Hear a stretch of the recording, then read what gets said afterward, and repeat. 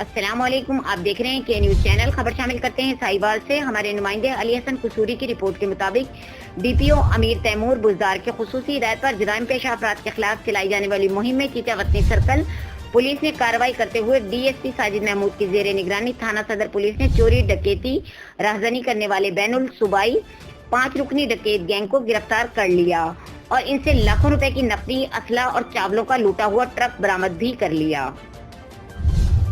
चंद दिन कबल अलसुबह GT road पर एक ट्रक जा रहा था जो लोड था चावलों से। ये गुजरांवाला से जाना था सिंध के इलाके में। इसमें 262 बोरी जो है ना चावल लोड थे और ट्रक समेत ये तकरीबन लगभग जो है नकदी भी जो मुसाफिरों के पास थी, ये 42 लाख से ऊपर का सामान था। तो 5 कस डाकुओं ने ट्रक को रोककर ड्राइवर और उस हेल्पर को बांध कर करीब मकई में बांध दिया और ट्रक भगा के चावलों की बोरियों समेत जो है स्नैच करके ले गए। तो उसमें हमने एक टीम तश्कील दी, साइंटिफिक बुनियादों पे मोबाइल फ़ोन नंबर जो हैं वो ट्रैक करवाए।